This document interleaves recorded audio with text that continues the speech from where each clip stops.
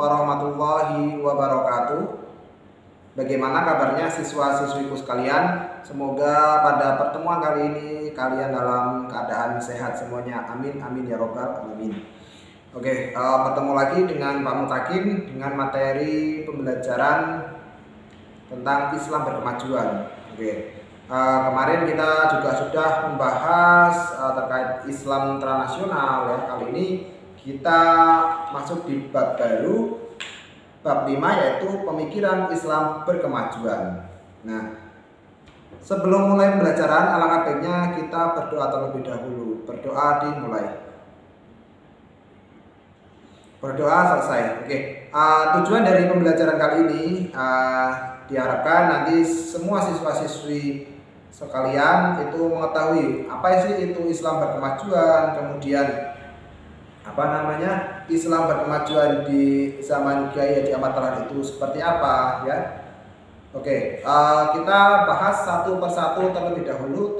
Yang pertama yaitu Islam berkemajuan. Nah, Islam berkemajuan itu secara pengertian itu adalah gerakan pencerahan yang dapat melahirkan kebaikan hidup lahiriah atau ruhaniyah untuk menjawab problematika kemanusiaan seperti halnya kebodohan, kemiskinan ya, kemudian ketertinggalan dan persoalan lainnya yang bercolok struktural maupun kultural. Nah, kemudian dalam perspektif atau dalam pandangan Muhammadiyah, Islam adalah agama kemajuan yang diturunkan untuk mewujudkan kehidupan umat manusia yang tercerahkan dan terbangunnya peradaban semesta yang berkemajuan.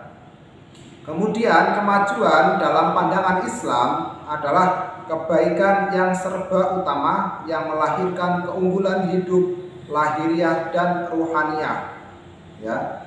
Jadi kalau singkatnya itu Islam berkemajuan itu adalah gerakan pencerahan yang dapat melahirkan kebaikan ruhaniyah atau lahiriah yang dapat menjawab persoalan tentang kemanusiaan atau menjawab persoalan atau permasalahan kemanusiaan, baik itu kemiskinan atau kebodohan atau persoalan yang lainnya. Nah, itu terkait pengertian dari Islam berkemajuan. Nah, kemudian ada beberapa contoh gerakan pencerahan ya yang dilakukan oleh Kiai Haji Ahmad Dahlan.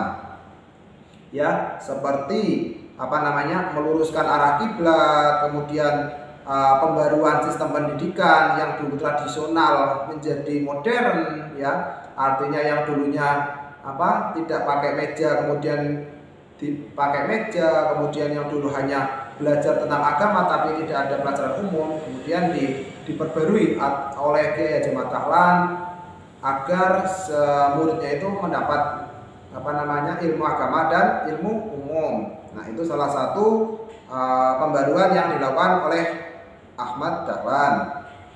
Nah, kemudian dalam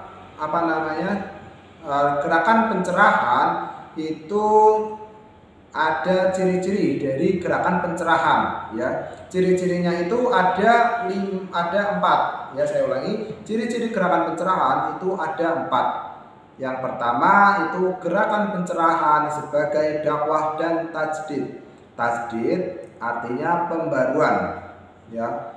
Nah, gerakan pencerahan ini sebagai misi dakwah dan tajdid yaitu menghadirkan Islam sebagai ajaran Islam yang mengemban sikap tengahan atau wasatiyah atau membangun perdamaian, kemudian menghargai dan memayungi kemajemukan suku bangsa, ras, golongan, dan kebudayaan, menghargai harkat, martabat, kemanusiaan, dan lain sebagainya.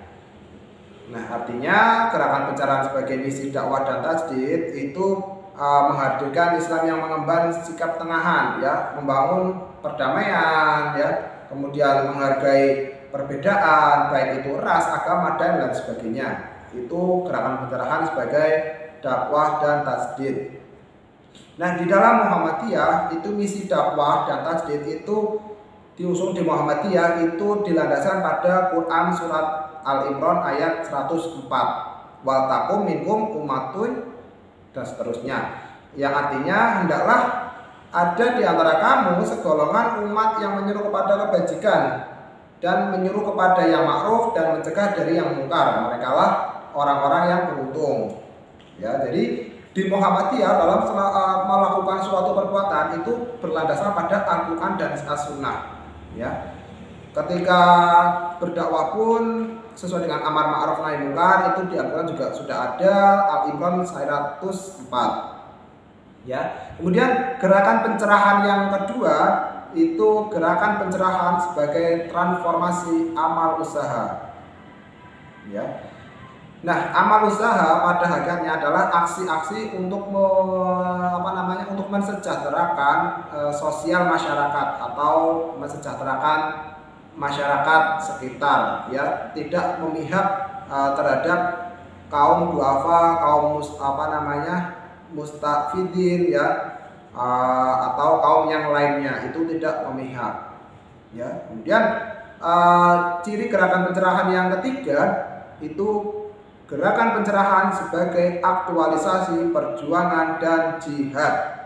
Ya, nah, Muhammadiyah memaknai dan mengaktualisasi jihad, ya, itu tidak sewenang-wenang perang, ya.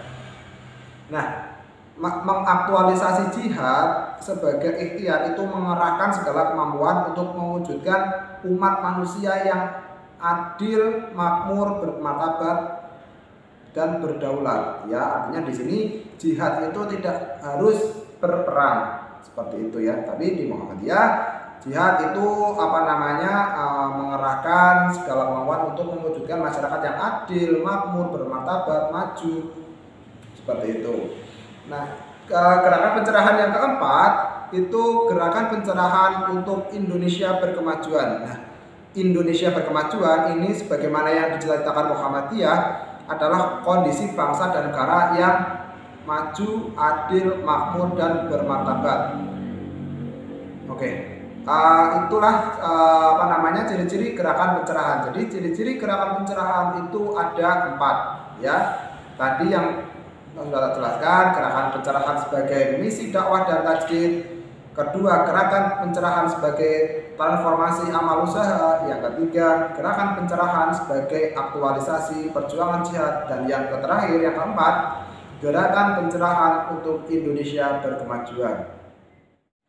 Materi selanjutnya yaitu Islam berkemajuan di zaman Kiai Haji Ahmad Dahlan. Nah, Persyarikatan Muhammadiyah itu kan berdiri pada tahun 1912, ya. Kemudian ketika lahirnya Muhammadiyah itu Indonesia itu mengalami belum adanya kemerdekaan, ya, atau masih